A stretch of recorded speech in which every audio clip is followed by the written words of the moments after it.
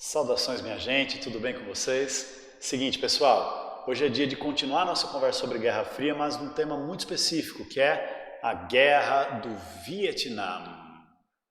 Vamos lá? Seguinte, quando a gente fala de Vietnã, na verdade, nós temos que voltar um pouco na história e perceber que a Guerra do Vietnã tem tudo a ver com a Guerra Fria, é o principal conflito da Guerra Fria, aliás, mas ela tem a ver também com processos históricos mais antigos, que é aquele processo de colonização, de neocolonialismo, imperialismo das nações europeias dominando a África e a Ásia no século XIX, depois da Segunda Revolução Industrial. Então se liga aqui comigo, olha.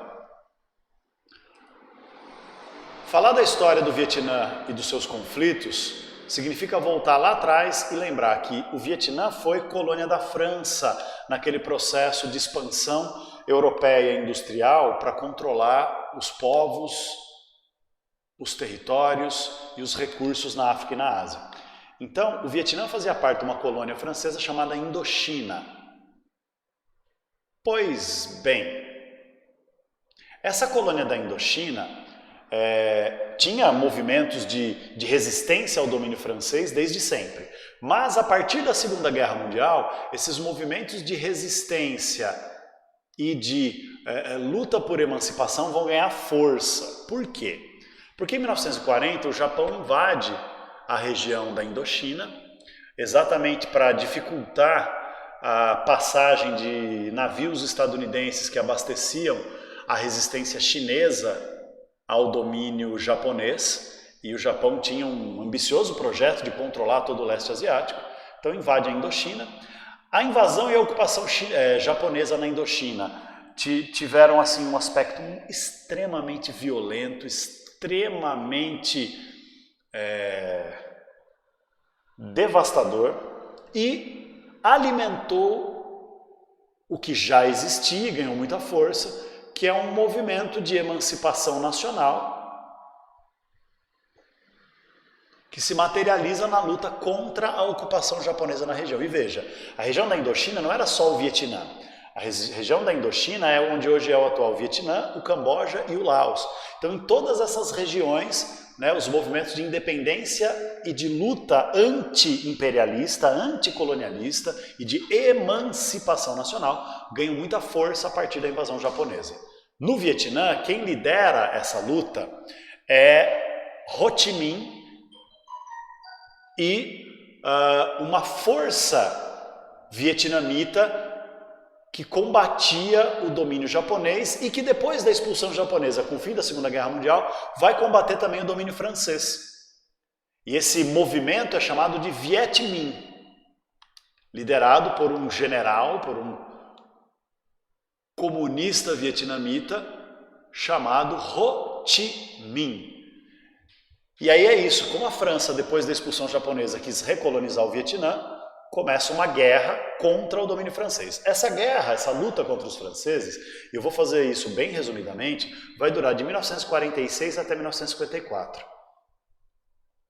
Muito violenta, muito sangrenta, muito difícil, como foram todas as lutas anticoloniais e anti-imperialistas das nações afroasiáticas durante esse período pós-Segunda Guerra Mundial, da década de 40 até as décadas 60, 70, por aí, em que as independências nacionais e as emancipações políticas dos povos afroasiáticos aconteceu.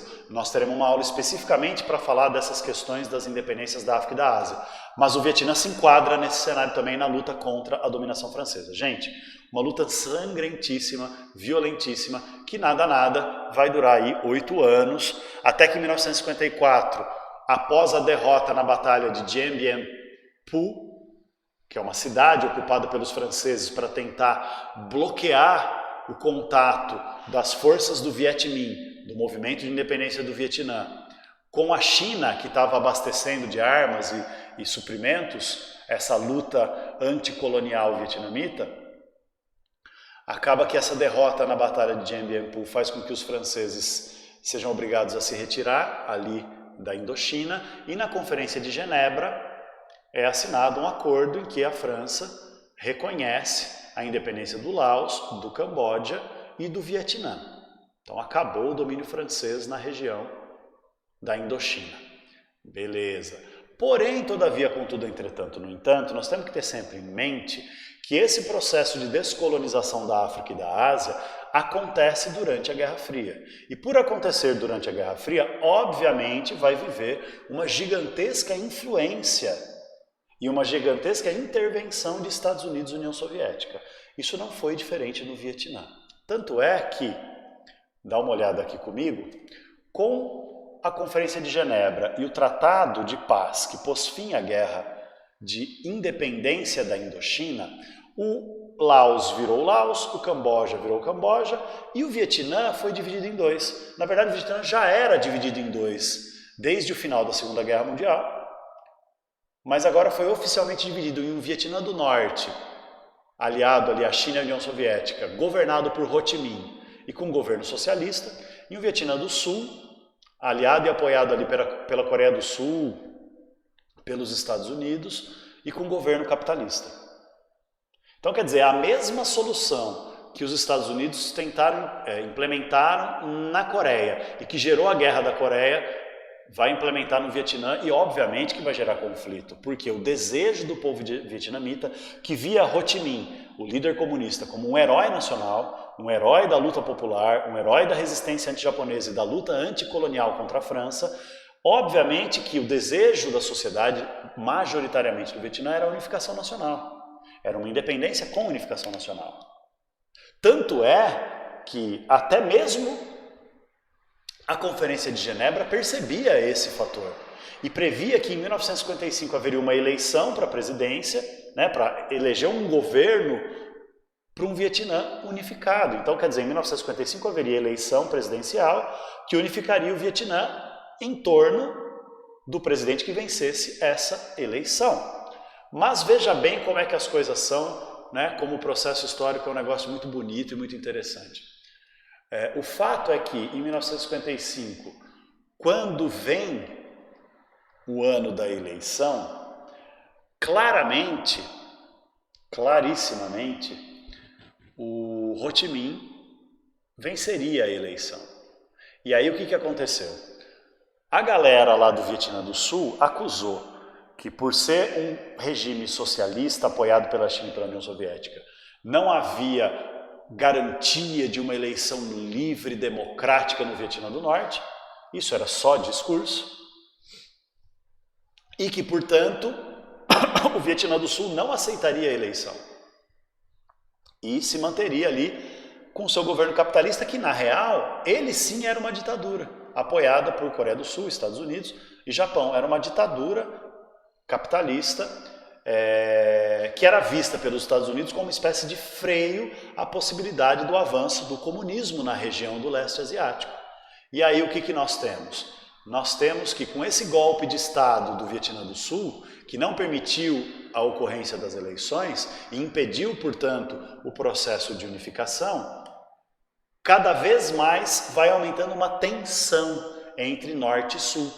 Por quê? Porque lá no Sul, e aí o governo do Vietnã do Sul acusa que isso era interferência do Vietnã do Norte e da China sobre o Vietnã do Sul, mas o fato é que o povo do Vietnã do Sul esmagadoramente queria unificação e grande parte da sociedade, mesmo no Vietnã do Sul, via Ho Chi Minh como um herói, um líder e o cara que tinha que governar um Vietnã unificado. Isso leva, inclusive, à formação de um movimento guerrilheiro no Vietnã do Sul, que obviamente vai receber apoio do governo do Vietnã do Norte, chamado de movimento Vietcong, que é um movimento de guerrilha e que, portanto, fazia pequenos ataques para abalar as estruturas do poder e do governo do Vietnã do Sul, para se armar e se abastecer de suprimentos e equipamentos e para fazer ações de ampliação da influência desse movimento nas comunidades das aldeias de camponeses, agricultores, que era a maioria da população vietnamita.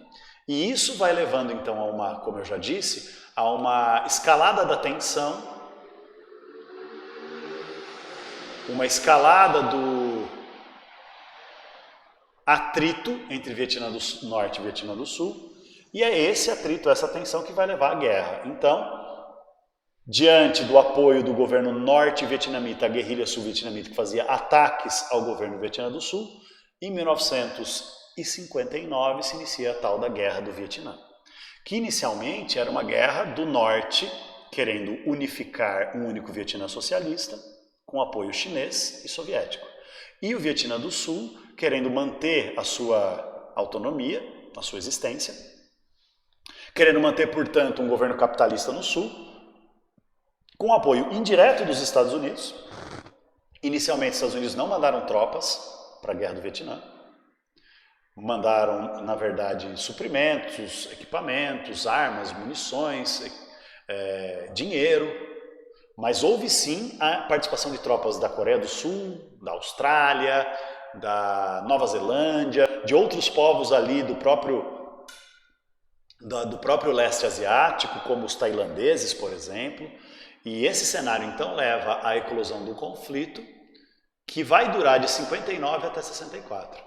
Então veja, minha senhora, veja bem, meu senhor, o cenário de desgraça que vive a Indochina como um todo, mas o Vietnã em particular, dada a interferência estadunidense tentando evitar a difusão do socialismo no leste asiático e a imposição de um Vietnã dividido em dois países quando a vontade da sociedade era a unificação. Olha a tragédia. De 1940 a 45, a guerra contra os japoneses, a ocupação japonesa. De 46 até 54, a guerra contra os franceses. Agora, de 59 até 64, guerra do Vietnã do Norte contra o Vietnã do Sul, com esses apoios que a gente acabou de descrever. Então, pelo menos desde 1940, com um intervalo aí de 6 anos, mas desde 1940 até 64, o Vietnã passa por conflitos armados, guerras, ininterruptamente, praticamente, com uma grande interrupção ali entre 54 e 59, mas também não é uma interrupção real não, porque como tinha movimento guerrilheiro, continuava sendo um cenário de conflito armado. Então veja que a situação é extremamente difícil. E aí o que acontece? Acontece isso aqui. Como a guerrilha Vietcong e o governo de Ho Chi Minh do Norte tinham um grande apoio popular por causa da luta por unificação do país, e vai ganhando cada vez mais força, o medo dessa ameaça comunista de unificação do Vietnã e a partir disso, fortalecer os movimentos de revolução socialista que também estavam acontecendo no Camboja e no Laos, os Estados Unidos têm um cenário bastante complicado à sua frente. Porém, todavia, contudo, entretanto, no entanto, o presidente dos Estados Unidos neste momento histórico, que era o senhor John Fitzgerald Kennedy, se nega a enviar tropas para a Guerra do Vietnã, porque depois da crise dos mísseis com Cuba em 1962, que vocês devem se lembrar da videoaula anterior, Khrushchev como líder da União Soviética e Kennedy como presidente dos Estados Unidos tentaram realmente implementar um acordo de coexistência pacífica. E aí os Estados Unidos não tinha a tendência, a administração Kennedy não queria entrar nesse conflito da Guerra do Vietnã de forma direta para evitar causa para um novo foco de tensão global e de ameaça de guerra nuclear, como tinha acontecido com a crise dos mísseis em Cuba no ano anterior. Isso contrariava frontalmente os interesses da força econômica e política mais significativa nos Estados Unidos e no mundo capitalista como um todo, que era o chamado complexo industrial militar, que nós já analisamos, descrevemos e discutimos numa videoaula sobre Guerra Fria anteriormente também. Mas era basicamente o seguinte: os interesses econômicos da indústria bélica que se sobrepunham a qualquer elemento democrático nos Estados Unidos, e os governos naquele país governavam de acordo com os interesses e as necessidades da expansão desse ramo do capitalismo militarista. E aí a Guerra Fria alimentava o complexo industrial militar, que por sua vez direcionava o governo. Mas o Kennedy estava meio que rompendo com essa estrutura. E também ele estava desafiando um elemento muito típico da realidade dos Estados Unidos até aquele momento histórico, que era o apartheid, que era a segregação racial. a população negra nos Estados Unidos não tinha direitos políticos e de cidadania iguais aos dos brancos. Havia uma separação, principalmente nos estados do Sul, uma separação em que negros não tinham direito pleno de voto e participação política, em que, aliás, não tinham direito nem de se alistar, nem de se cadastrar como eleitores. Os negros não podiam frequentar as mesmas escolas que os brancos, não podiam ocupar os mesmos empregos, não podiam usar o mesmo transporte público. Então era uma realidade de racismo institucionalizada e legalizada nesse princípio chamado de leis Jim Crow, que era um princípio de segregação, de apartheid, de separação racial. Pois bem, o Kennedy também se mete nesse rolê e também faz profundas intervenções em apoio a um movimento chamado de Movimento pelos Direitos Civis, que é um movimento de igualdade entre negros e brancos dos Estados Unidos, que lutava pela igualdade entre negros e brancos dos Estados Unidos, com figuras como Martin Luther King, Malcolm X, os Panteras Negras. Então, o Kennedy era visto como uma ameaça dupla, tanto do ponto de vista do complexo industrial militar, quanto do ponto de vista das organizações conservadoras e racistas dos Estados Unidos. E em 63 esse cara é assassinado. Quem matou oficialmente o Kennedy foi um cara chamado Lee Harvey Oswald, que foi preso, inclusive, condenado e tudo mais. A explicação histórica mais aceita é de que ele foi assassinado por conta dessa questão racista. Ele estava fazendo uma visita ao Texas, né, um dos estados mais racistas do sul dos Estados Unidos, e foi assassinado lá. Mas há também teorias conspiratórias que levantam a hipótese de ter sido assassinado por influência do complexo industrial militar e pelo fato dele não entrar na guerra do Vietnã.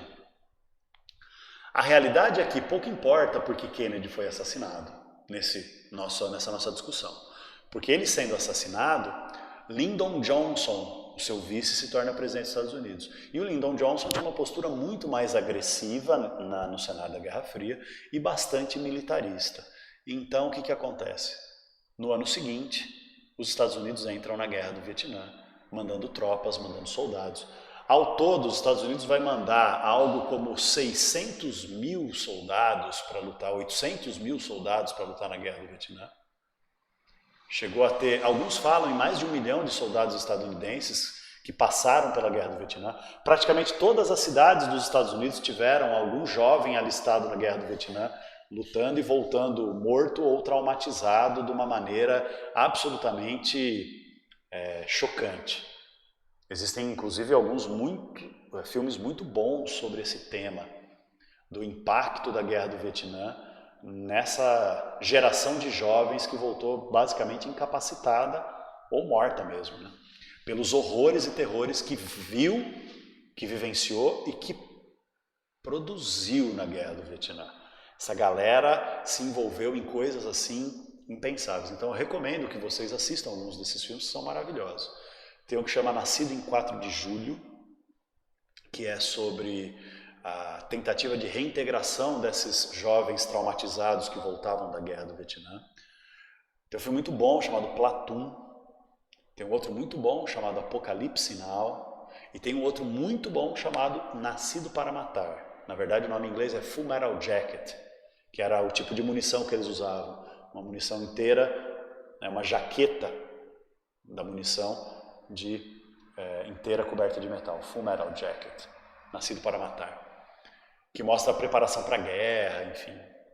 Mas excelente, Platoon, Nascido para Matar, Apocalipse Now e Nascido em 4 de Julho. Eu não vou me aprofundar nessas questões do drama humano na guerra, porque nós não temos tempo para isso. Mas vale a pena assistir, porque são filmes que trazem essa materialização do impacto cultural, social e humano na vida das pessoas. Enfim, o fato é que, a partir de 64, os Estados Unidos manda tropas, e vai mandar tropa pra caramba. Não vão ter sucesso em combater as tropas do Vietnã do Norte com apoio chinês, e nem as tropas Vietcongs do Vietnã do Sul, da guerrilha, porque não tem tática adequada de guerra na floresta tropical e de combate a essas guerrilhas. Os caras faziam ataques surpresa, se escondiam, aí usavam a floresta, cavavam túneis no meio da floresta para se esconder, usavam a floresta a seu favor. Os Estados Unidos fez de tudo. É uma das guerras mais desumanas e mais bárbaras que a humanidade já viu. Usou arma química como bomba de agente laranja. Até hoje, tem criança nascendo com deformidade, fetos deformados por conta do enorme volume de substância química. O agente laranja era um agente desfoliante para destruir a cobertura vegetal e destruir as plantações de arroz da população vietnamita e matar a galera de fome. Porque eram as aldeias de camponeses que protegiam os Vietcongues, porque era a população camponesa que formava a guerrilha. Então o cara estava lutando com uma AK-47 fornecida pela União Soviética, que chegava ao Vietnã do Norte através da China, e chegava a guerrilha sul-vietnamita, né, vinda da China. E aí o cara esconde a arma e volta a trabalhar como camponês na colheita de arroz, manja. Como é que você vai identificar quem é o inimigo? Então as tropas dos Estados Unidos viviam um inferno. Mais de 60 mil, por volta de 60 mil soldados estadunidenses foram mortos no conflito. Sem contar os inúmeros, milhares e milhares e milhares de jovens que voltaram completamente incapacitados. Por quê? Porque aí as ordens eram para eles destruírem as aldeias, estupravam as mulheres e matavam a sangue frio os velhos e interrogavam as pessoas, torturavam as pessoas para elas dizerem quem eram os Vietcongues, e as pessoas não diziam, porque elas estavam engajadas na defesa da sua nação, do seu território, da sua cultura, da sua história, da sua independência, da sua liberdade. Lá no Vietnã, a guerra não chama Guerra do Vietnã. Chama Guerra Patriótica de Resistência contra os Americanos, ou simplesmente Guerra Americana. Percebe? E aí, mano, quanto mais a resistência vietnamita avança, mais a escalada de violência estadunidense avança. Com armas químicas como agente laranja, armas incendiárias como as bombas de napalm, que colocavam fogo na floresta, nas plantações. Eles contaminavam com agentes químicos as fontes de água para matar a população e combater a resistência Vietcong. Devastaram as aldeias. A realidade foi entre 1,5 milhão e 3 milhões de mortos vietnamitas. Né? Os filmes costumam mostrar o drama dos jovens americanos, blá blá blá, etc. Mas, mano, o Vietnã voltou a uma espécie de idade das pedras, sabe? Idade feudal, assim. Porque toda a infraestrutura urbana, industrial, capacidade produtiva agrícola e industrial foi devastada. Mano, vinha sendo devastada desde 1940. E aí expulsa os japoneses, e aí guerra contra a França. Aí expulsa os franceses, e aí guerra de unificação. Aí vai vencer a guerra de unificação, intervenção estadunidense, 11 anos de intervenção estadunidense. Devastação total e completa. Eu acredito na cifra de 3 milhões de mortos fácil. Tamanho foi a escalada da violência nesse processo. Mas esses gastos chegaram, né, esses gastos, esses prejuízos, esse desgaste dos Estados Unidos com a volta dessa geração de jovens completamente devastada psicológica e emocionalmente, também desgastou a situação no governo dos Estados Unidos. Então, depois de 11 anos de guerra, o que vai acontecer? Os Estados Unidos não conseguem vencer a guerra. A oposição à guerra se torna cada vez maior, então gente que era a favor da guerra antes já não aguenta mais, porque não aguenta mais ver jovens morrerem à toa numa guerra que não faz o menor sentido, para roubar a liberdade de um povo que quer se unificar, que quer ser governado por Ho Chi Minh e pelos socialistas. Isso faz crescer rebeldia juvenil, movimentos de contracultura, revoltas populares, a resistência negra contra o envio de homens jovens negros para lutar numa guerra que só interessava ao imperialismo branco. Então, quer dizer, alimentou todas as oposições possíveis e imagináveis nos Estados Unidos e desgastou pra caramba o poder, sem contar que foi uma guerra que gerou enormes gastos e, obviamente, né, ficou claro para todo mundo que era uma guerra que interessava à indústria bélica, uma guerra que interessava ao complexo industrial militar e a sua forma de poder. Os gastos são estimados em $1 milhão por dia para manter a guerra do Vietnã. Chegou a ter momentos em que mais de 350 mil soldados estadunidenses estavam em operação no Vietnã ao mesmo tempo. $1 milhão por dia de gasto, vezes 365 dias no ano, vezes 11 anos. Isso dá bilhões de dólares, numa época em que o dólar tinha um valor garantido pelo ouro e que o valor do dólar era muito maior do que é hoje. Esse cenário todo, então, leva a um desgaste tão gigantesco na opinião pública, na mídia, nas universidades, na classe artística, entre os intelectuais, na juventude, nos pais desses jovens. Então até gente conservadora começou a achar que os hippies tinham razão, que o movimento negro tinha razão, que não era mais possível sustentar esse conflito. E aí então, em 1973, Estados Unidos e o governo do Vietnã do Norte assinam um armistício. Em 75, as últimas tropas estadunidenses são retiradas do Vietnã.